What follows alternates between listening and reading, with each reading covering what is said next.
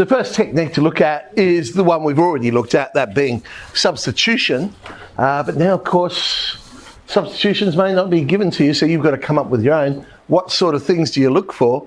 I'll put a list up here of what I call the non-standard integrals. So they're ones that don't appear on the reference sheet, but they come up a lot, and so well worth remembering. And I've mentioned this first one several times now.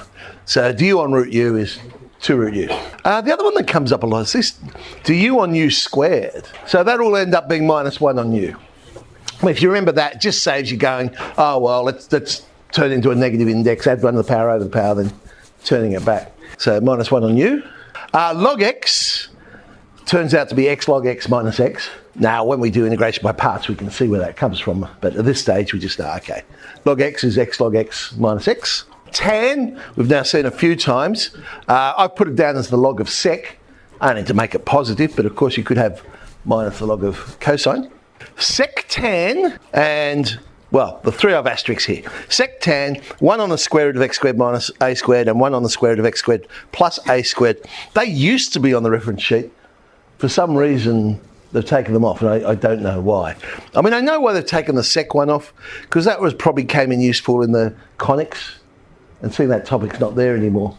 But the bottom 2, I've got no idea why they took it off. But if you have a look at them, they're quite simple, because the form of the 2 are exactly the same. It's just what's under the square root sign changes.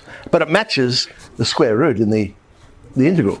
So if you've got a square root, and then you've got some quadratic, whether it be the sum of 2 squares there, or difference of 2 squares and the one above it, you get the log of x plus the square root. But yeah, you see x root x squared plus 4. So the thing causing the problem is what's in the square root sign. So possibly that's the substitution I would do.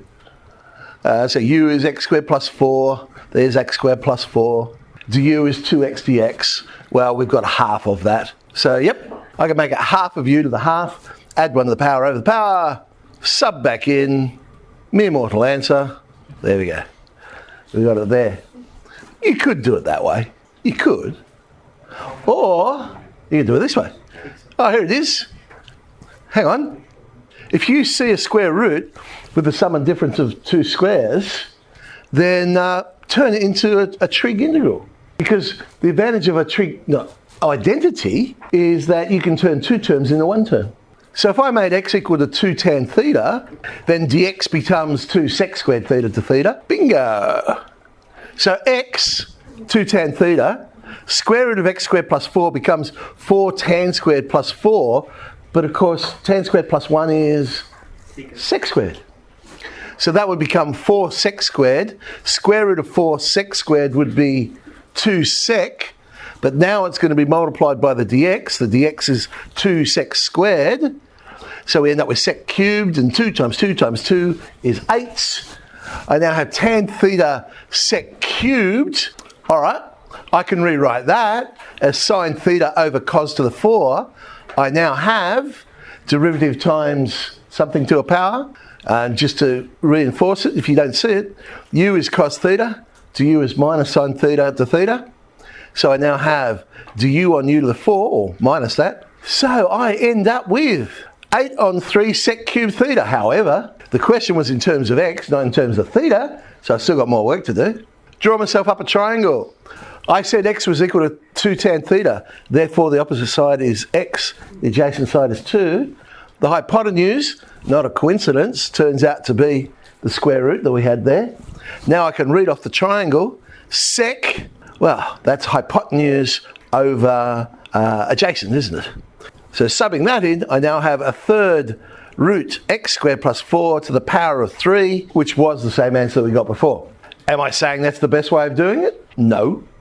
But I'm saying it's certainly another way of doing it. Of course, the quickest way of all would have been just to notice in the original question that you got derivative times a function, or some multiple of it, because x, of course, is a multiple of the derivative of x squared plus 4. All right, let's have a look at this one.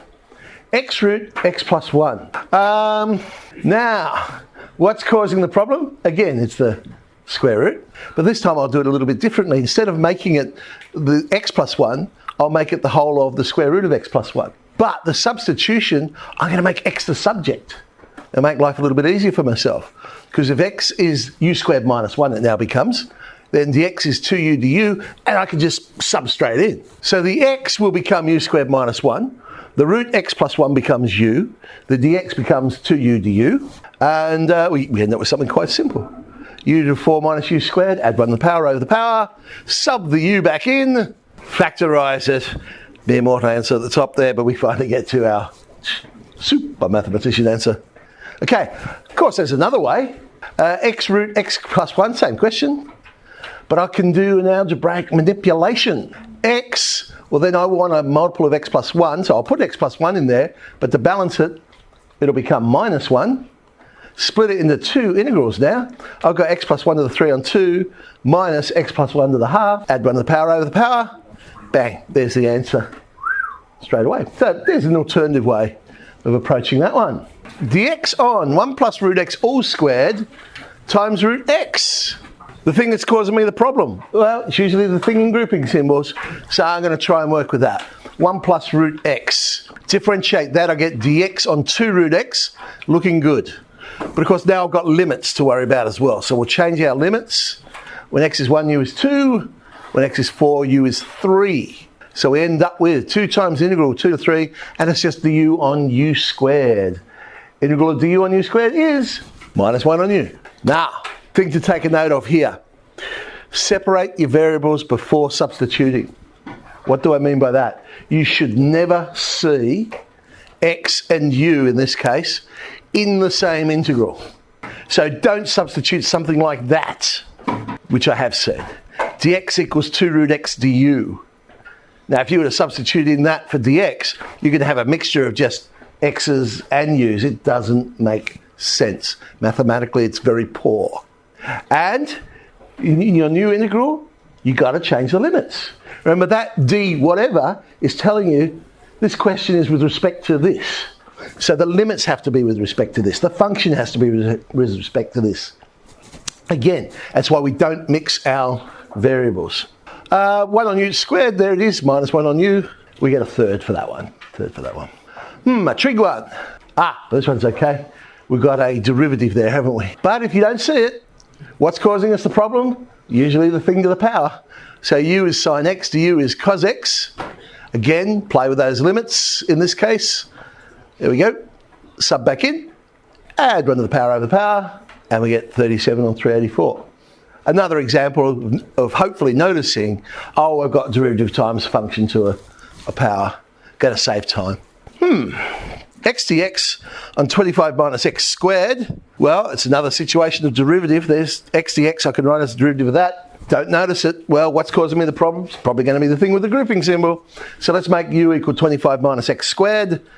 Du is minus 2x dx. Then I've got to change my limits as well. So if I did do substitution, I'd end up with something like that. I've got rid of the negative sign and swapped the limits. Root 16 minus root 9 is 1. Okay, it's not going to work this time. If I went u equals 25 minus x squared, there's no way I can create the derivative. I can't just magically pull in x and then divide by x out the front, because you can't factorise pronumerals out of the integral. So I'll do a trig substitution. Let's turn those two terms into one via a trig identity. So if I say x is 5 sine u, another way of thinking about that is u is the inverse sine of x on 5. Dx becomes 5 cos u, the limits. So we get u equals 0 and pi on 2. Square root of 25 minus 25 sine squared. Well, 25 minus 25 sine squared would be 25 cos squared.